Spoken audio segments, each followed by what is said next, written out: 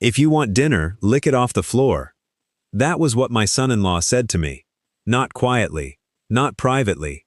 He said it in front of his mother, his 2 brothers, and 7 dinner guests, all seated around the long oak table my daughter had spent a week preparing for.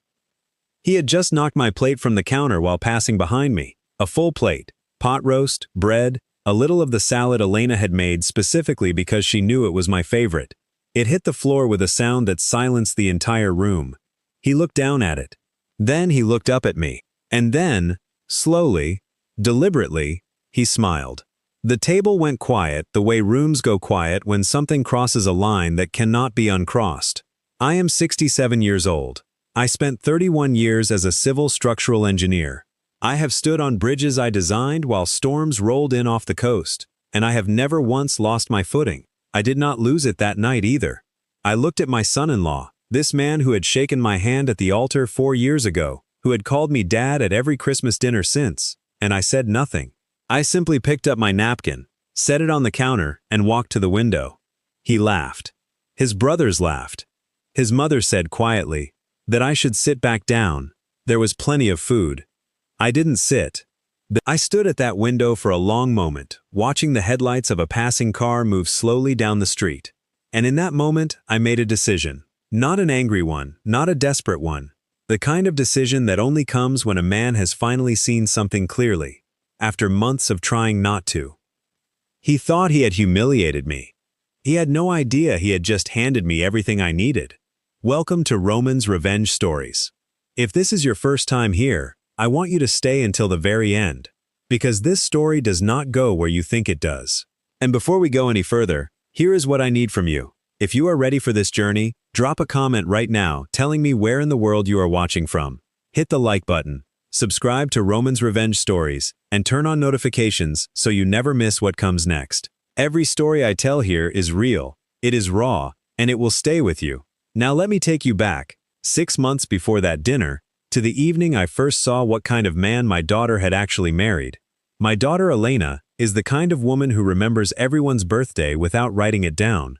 The kind who will drive 40 minutes in the rain to bring you soup when you are sick, and then insist it was no trouble at all. She got that from her mother, God rest her soul, and it was always the thing I was most proud of, and most afraid of at the same time. Because a heart that generous tends to attract people who see it as something to take from rather than something to treasure. Her mother passed when Elena was 24, breast cancer, quiet and then suddenly very fast, the way that disease can be.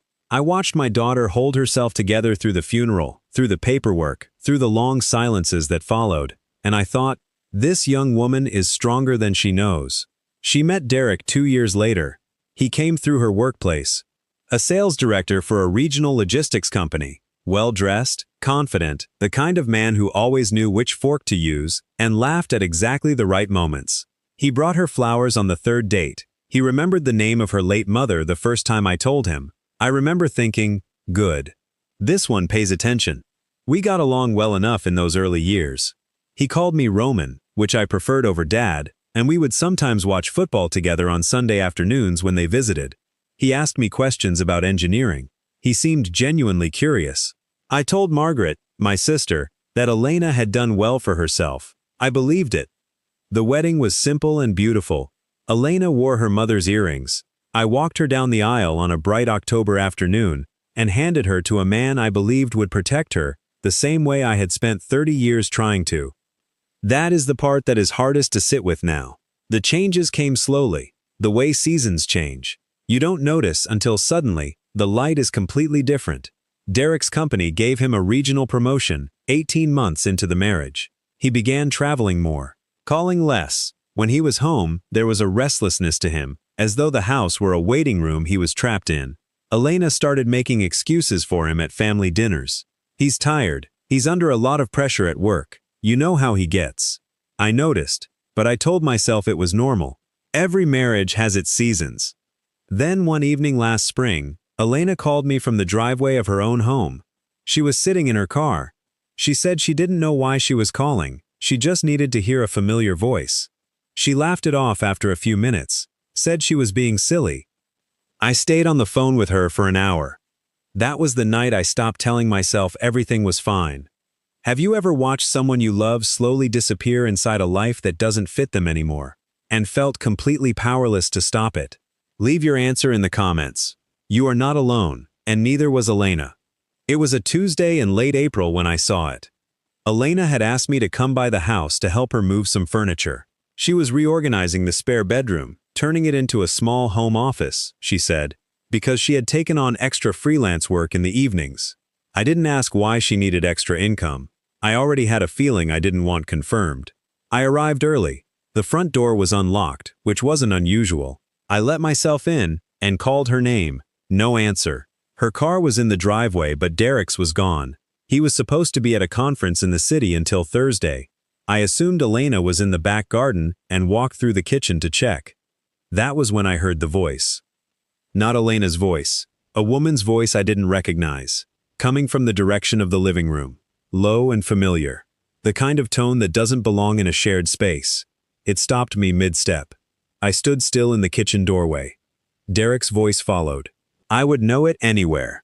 I did not move. 31 years of professional discipline had taught me that the worst thing a man can do in a critical moment is react before he understands. So I stood there, completely still, and I listened. What I heard rearranged everything. The woman, her name was Cassandra, I would learn later, was talking about a timeline, about when things would finally be settled. Derek's response was patient, almost rehearsed. He told her it wouldn't be much longer, that Elena was already pulling away on her own, which made things simpler, that once he secured the upcoming contract renewal, the one that would nearly double his personal commission structure, the rest would move quickly. Then Cassandra said something that turned my blood cold. She asked about the house. Derek laughed. A short, flat sound. He said the house was in both names, but that wouldn't be a problem.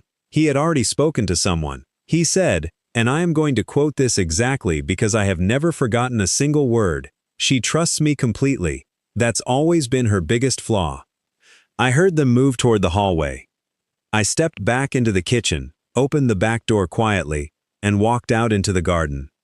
I stood there in the April air with my hands in my pockets, staring at the fence Elena had painted white 2 summers ago, and I breathed. I did not go back inside. I sent Elena a text saying something had come up and I would reschedule. She replied with a simple heart emoji and told me not to worry. I drove home.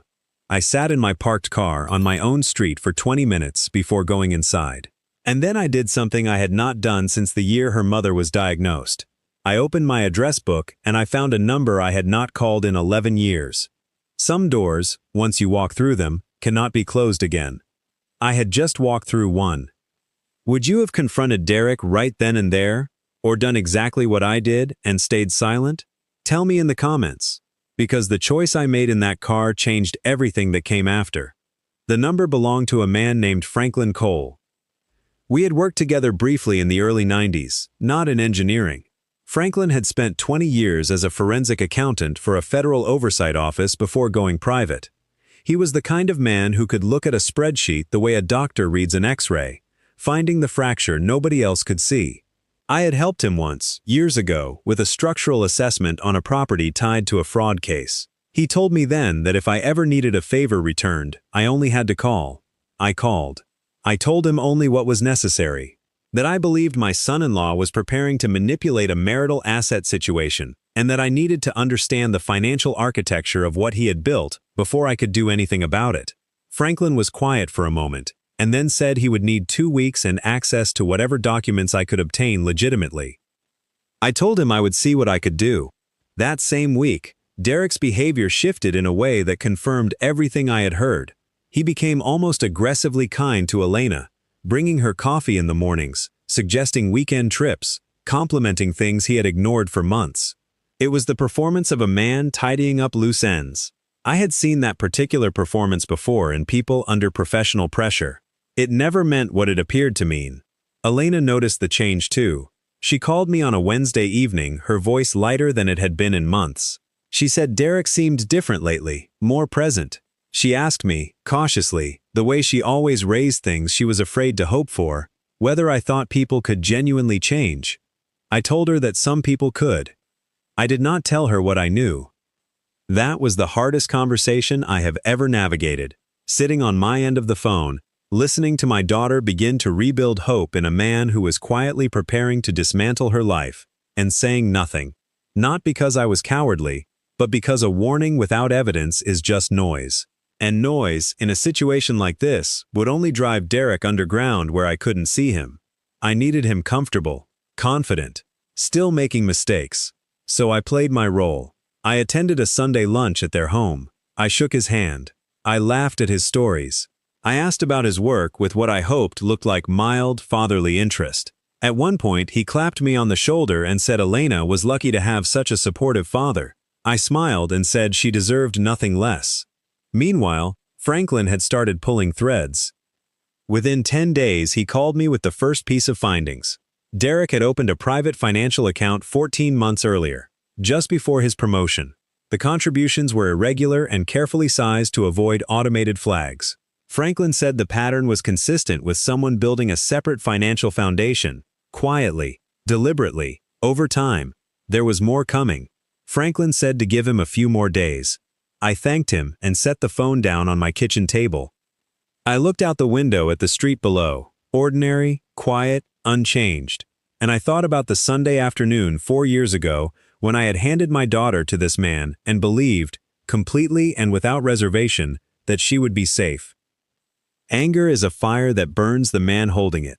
I had learned that a long time ago, so instead of anger, I made a list.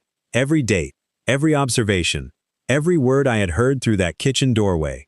I wrote it all down in a small notebook I kept in the inside pocket of my jacket.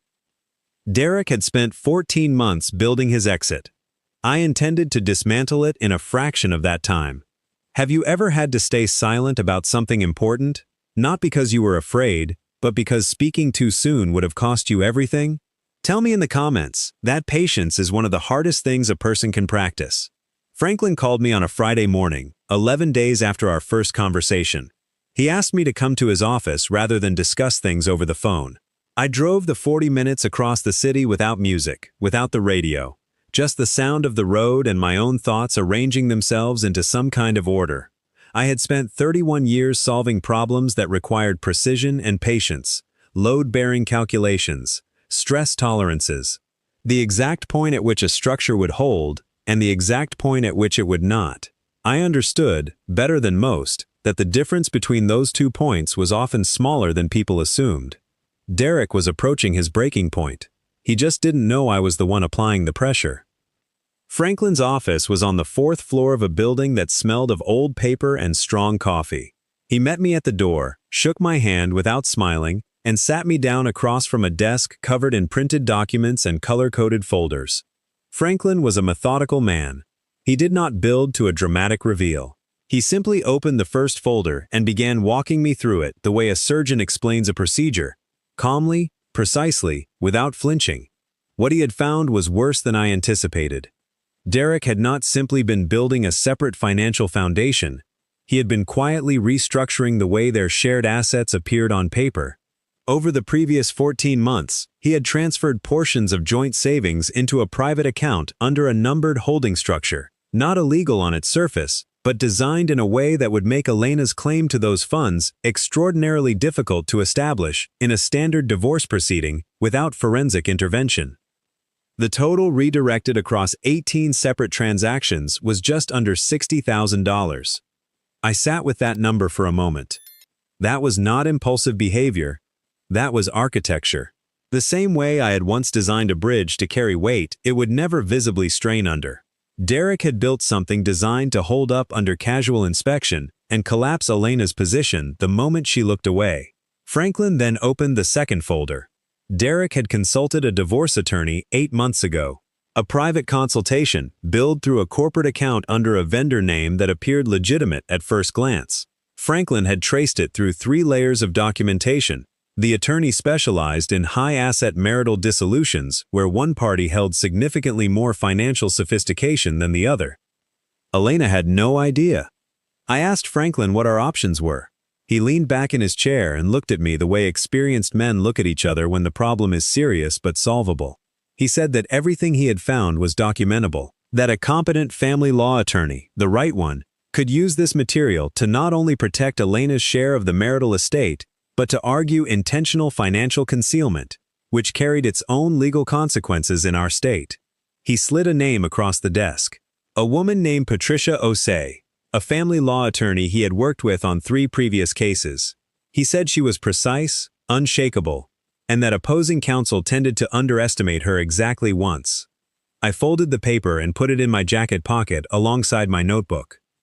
I asked Franklin what I owed him. He shook his head and said we were still even from 1994. I drove home with 60 pages of documented evidence in a manila envelope on the passenger seat beside me. I did not go inside immediately when I arrived. I sat in the driveway and I thought about Derek at that Sunday lunch, his hand on my shoulder, his easy smile, the way he had called Elena lucky. Then I thought about Elena in her car, in her own driveway, calling me because she needed to hear a familiar voice and didn't know why. I went inside. I called Patricia Osei's office and left a message with her assistant. Then I put the envelope in the fireproof lockbox beneath my bed, the same one where I had kept Elena's birth certificate, her mother's will, and every document that had ever mattered in this family. The trap was built. Now I needed Derek to walk into it on his own. And I knew exactly which door to leave open.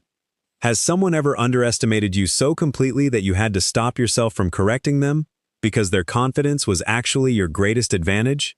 Tell me in the comments. Because Derek was about to make that mistake in the most public way possible. Derek's 40th birthday fell on a Saturday in late September. He had organized the celebration himself, a dinner party at their home for 30 guests, colleagues, clients, a handful of friends, and family on both sides. Elena had spent the better part of 2 weeks preparing for it. New tablecloths, flowers ordered from the market 3 towns over, a menu she had tested twice in advance because she wanted everything to be right for him. I watched her do all of this and I said nothing, because the evening she was preparing so carefully was going to serve a purpose she didn't yet know about. I had spoken to Patricia Osei twice by that point. She had reviewed Franklin's documentation thoroughly and confirmed what he had told me, and then gone several steps further. She had identified 2 specific legal provisions under our state's marital property statutes that Derek's financial maneuvering had directly violated. She was calm when she explained this to me. Matter of fact, the way people are when they have seen a situation clearly and know exactly what it requires. She advised me that the strongest move was not a quiet confrontation, it was a documented one. I arrived at the dinner party at 7 o'clock carrying a bottle of wine and wearing the same gray jacket I always wore to their home. Derek greeted me at the door with the wide smile he had been rehearsing for months. He called me Roman, took the wine, and steered me toward the living room where his colleagues were gathered in small clusters of conversation. I spent the first hour being exactly what he expected me to be. Quiet, polite, slightly peripheral. The retired father-in-law with nothing particularly urgent on his mind. He gave a speech at 8:30. I have to give Derek credit. He was a gifted speaker, confident, without being aggressive, self-deprecating at exactly the right moments. He thanked his colleagues, his friends, his brothers. He looked across the room at Elena with an expression of such practiced warmth that I saw 3 of her friends exchange glances of genuine admiration. Then he looked at me. He raised his glass and said he was grateful for family. Even the quiet ones who didn't always understand the demands of the life he had built. There was gentle laughter. Elena smiled uncertainly. I raised my glass in return. 20 minutes later, Derek stepped onto the back terrace alone to take a phone call. I followed him. I closed the glass door behind me. He turned when he heard it, and his expression shifted, just slightly, in the way expressions shift when a man realizes a situation has changed around him without his permission. I did not raise my voice. I never raise my voice. I told him I had spent the past 6 weeks learning a great deal about Coastal Holdings and the 14 months of transfers that ran through it. I told him I knew about the consultation with the attorney in March. I told him I had 60 pages of documented evidence currently held by a family law attorney named Patricia Osei, and that Patricia was prepared to file within 72 hours if that was the direction things moved. Derek stared at me. I gave him a moment, then I said there was an alternative. The color that left his face in those few seconds was remarkable. This was not the stumbling panic of a man caught off guard. This was the slow, total deflation of a man who had built something carefully over a long time and was watching it come apart in a single quiet conversation on a terrace. with the sound of his own birthday party behind the glass. He tried twice to speak before he managed it. He said I didn't understand the full picture. I told him I understood 60 pages of it, and that I found it very thorough. Then I reached into my jacket pocket and set a single folded document on the terrace railing beside him. Patricia had prepared it. A voluntary disclosure and proposed settlement agreement. Fair, clean, and designed to protect Elena's full legal entitlement to every shared asset. I told him to read it before the evening was over. Then I went back inside, found Elena in the kitchen, and told her she looked wonderful. She laughed and said she was exhausted. I told her it would all be worth it soon. She thought I meant the party. I let her think that. Have you ever had to sit across the table from someone who had wronged someone you love and smile, knowing that everything was already in motion? Tell me in the comments, because that evening tested every ounce of discipline I had ever learned. Derek did not sleep that night. I know this because Elena called me the following morning and told me, in a voice carefully arranged to sound casual, that Derek had been up until nearly 4 in the morning in his study. She said he seemed agitated. She asked if anything had happened at the party. Had the two of us spoken about something? I told her that we had talked briefly on the terrace, that there were some things Derek and I needed to work through together, and that I would explain everything very soon. I asked her to trust me for just a little longer. There was a pause on her end of the line. Then she said, quietly, in the voice she uses when she already knows the answer to something but needs someone else to confirm it. She said, "Dad, how bad is it?" I told her the truth, not all of it, but enough. I heard her set the phone down for a moment. When she came back, she was composed in the way Elena always becomes composed when something is broken. That particular stillness she inherited from her mother, the kind that looks like calm but is actually something much stronger holding itself together underneath. She said she needed a day. I gave her the day. By Monday morning, she had called Patricia Osei herself. Patricia told me later that Elena had arrived at her office with a notepad, a list of questions, and the kind of focused clarity that made the meeting run in half the expected time. Whatever Elena had felt over that weekend, the grief, the rage, the long unwinding of 4 years of misplaced trust, she had processed enough of it to walk into that office as someone who knew exactly what she needed. I have never been more proud of her in my life. Derek, meanwhile, had contacted his own attorney, not Patricia, and not the one he had consulted privately 8 months earlier, who quietly declined to re-engage once the forensic documentation became clear. He found someone else, a younger attorney who, according to Patricia, opened the initial exchange with a posture of confidence that lasted approximately 1 meeting before the full scope of Franklin's documentation was placed on the table. The voluntary disclosure agreement I had left on the terrace railing sat unsigned for 9 days. On the 10th day, Derek's attorney called Patricia and requested a negotiation meeting. Patricia's response was straightforward. The agreement on the table was the negotiation. Every day it remained unsigned. The documentation moved 1 step closer to a formal filing that would include the intentional concealment findings, which carried consequences not only in family court but potentially in a professional conduct review, given that Derek's commission structures were tied to corporate accounts his employer did not know had been used as pass-through vehicles. That last detail, the professional exposure, was the one that moved him. Derek signed the agreement on a Thursday afternoon, full restoration of the redirected $60,000 to the marital estate, a clean and equitable division of all shared assets according to the actual legal entitlement, no claim on the property beyond his documented contribution, and a sealed acknowledgement of the forensic findings, meaning that if he ever attempted to revisit or contest the terms, the full documentation would become part of the public record. Patricia called me when it was done. She said simply that it had gone as expected and that Elena had handled herself with exceptional composure throughout. I thanked her and sat down at my kitchen table.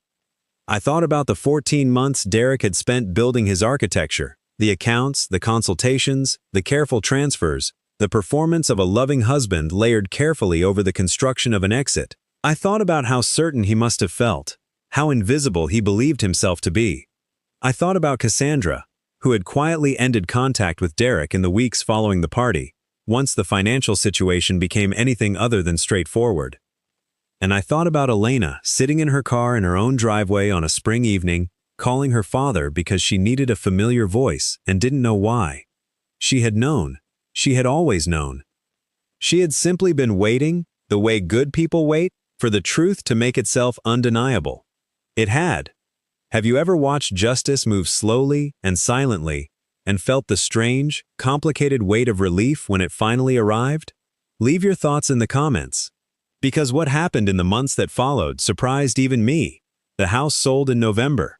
It was Elena's decision, not a forced one, not a bitter one. She told me she didn't want to stay in a space that had been built on a version of her life that turned out not to be real. She said it the way she says most important things, quietly, without drama, with the particular certainty of someone who has already done the harder work of reaching the conclusion before speaking it out loud. She found an apartment on the east side of the city. 3rd floor, 2 bedrooms, a small balcony that caught the afternoon light in a way she described over the phone with more genuine enthusiasm than I had heard in her voice in years. She painted the living room herself over a long weekend in early December. She sent me a photograph of her paint-covered hands held up in front of the finished wall, and the caption simply said, "New." I printed that photograph and put it on my refrigerator. Derek moved into a furnished rental across town. The commission restructuring at his company had been quietly reviewed once HR became aware, through channels I will not detail here, that corporate vendor accounts had been used for purposes outside their designated scope. He was not terminated, but he was reassigned. Moved laterally into a role with a significantly reduced commission ceiling and considerably more oversight. The kind of professional demotion that doesn't appear dramatic from the outside, but is felt every single day by the person living it. Cassandra, as I mentioned, had already moved on. The friends who had laughed on the terrace at Derek's birthday, the ones who had raised their glasses to his speech about family, had, in the way that social circles tend to, reorganized themselves in the months that followed. People are sensitive to power. When the architecture of a man's life shifts beneath him, the people who were drawn to its surface tend to drift quietly toward other surfaces. Derek found himself, by January, with a smaller world than he had entered the previous year with. I did not take satisfaction in that. I want to be honest about that. What I felt was not satisfaction. It was something closer to a deep and exhausted relief, the kind that only comes after you have been quietly carrying something heavy for a very long time and have finally been permitted to set it down. Elena began seeing a therapist in January as well. She had found her herself, scheduled the first appointment herself, and told me about it afterward in a matter-of-fact way that made clear she was not looking for my reaction, only sharing something that was hers. I told her I thought it was one of the strongest things she had done. She shrugged and said she was tired of being strong in the wrong direction. I have thought about that line many times since. By spring, something had begun to shift in Elena that was difficult to articulate but impossible to miss. She was present in a way she hadn't been for years. She laughed more easily. She called me on Tuesday evenings, not because something was wrong, but simply because she felt like talking. We would stay on the phone for an hour sometimes, discussing nothing particularly important, a book she was reading, a colleague who had done something absurd, the balcony plants she was attempting to keep alive with mixed results. It was ordinary. It was the most precious kind of ordinary. She started a small consulting project on the side, using the financial settlement to stabilize herself while she built something new on her own terms. She did not rush it. She did not overextend. She made careful, deliberate decisions the way people make decisions when they have learned, at some cost, the difference between trust and wishful thinking. I watched all of this from a careful distance, close enough to be present, far enough to let her own it.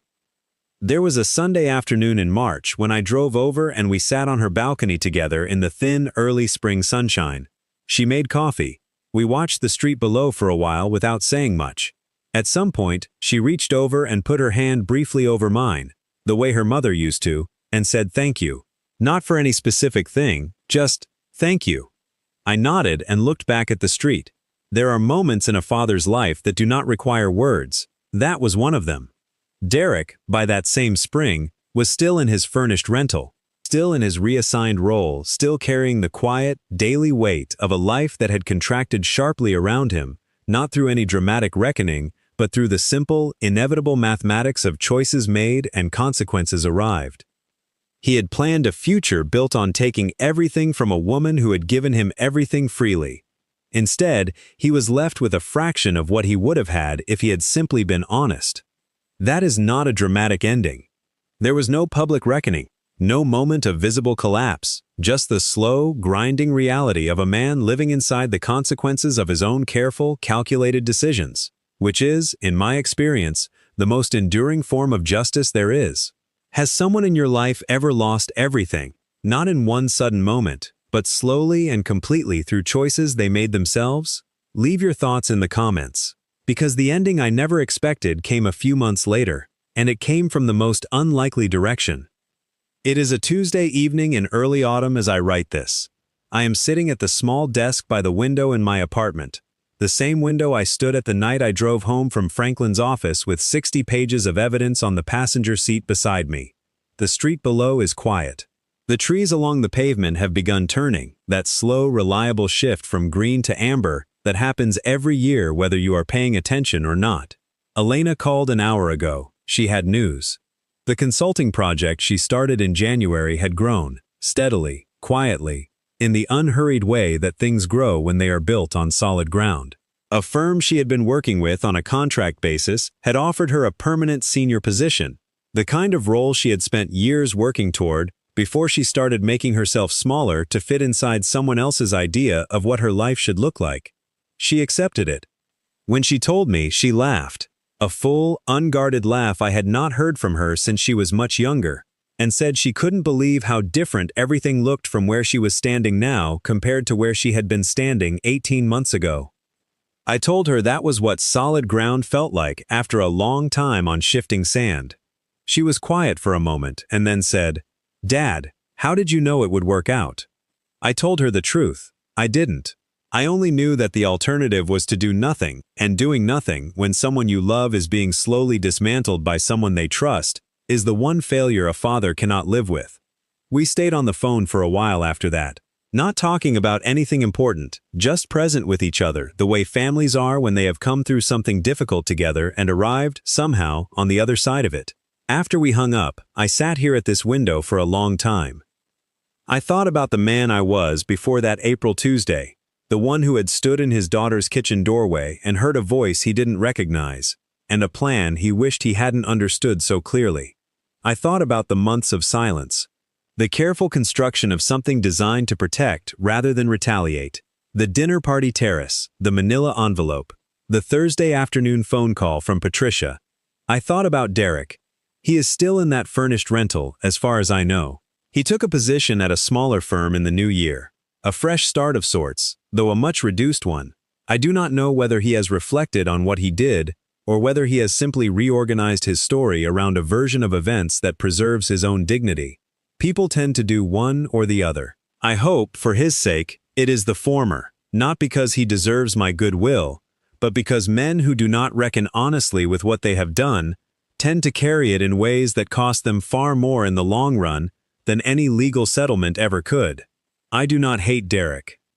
Hatred requires you to keep a person close in your mind, to grant them residence in your thoughts indefinitely. I never saw the value in that. What I felt, and still feel, is something much simpler, a very clear understanding of who he was, what he chose, and what it cost him. Nothing more than that. What I understand now, sitting at this window in the early autumn quiet, is something I have been circling my entire life without quite putting into words. The most dangerous thing you can do to a person who mistakes your stillness for weakness is to remain still. Not because stillness is passive, but because stillness is where the preparation happens. The reading, the thinking, the careful construction of something that will hold when the weight finally comes. I spent 31 years designing structures to carry loads that would have collapsed a lesser frame. It turns out that the same principles apply to the most important work a person ever does, which is not professional work and not financial work, but the quiet, unglamorous, daily work of protecting the people who cannot always protect themselves. Elena does not need protecting anymore. She never really needed saving. She needed time and space and the removal of a weight she had been told was normal to carry. Once those things were in place, she did everything herself. The apartment, the therapy, the consulting work, the senior position. All of it, hers. I was only ever the person holding the door open long enough for her to walk through it under her own power. That is all any of us can do for the people we love. I looked out at the amber trees for a long moment before closing this. There is a particular quality to autumn light that I have always found quietly reassuring. It does not pretend to be summer. It does not mourn what is past. It simply does what it was always going to do. Turns, beautifully and without apology, into something entirely new. Elena is doing that. And on the good evenings, the Tuesday ones, when she calls for no particular reason and we talk about nothing important for an hour, so am I. A soldier protects his country. A father protects his family. And a man who has lived long enough to know the difference between anger and justice, he protects the people he loves the only way that actually works. Quietly, patiently, completely. If you have stayed with me until the very end of this story, then you already know something about yourself. You are the kind of person who needs to see things through. That is rarer than you think, and it matters more than you know. Hit the like button if this story moved you. Share it with someone who needs to hear it today. A friend, a sibling, anyone who has ever felt powerless in a situation that seemed impossible to change. Subscribe to Roman's Revenge Stories and turn on notifications so you never miss what comes next. Every story I bring to this channel is real, it is raw, and it is told for the people who stayed until the end. I will see you in the next one.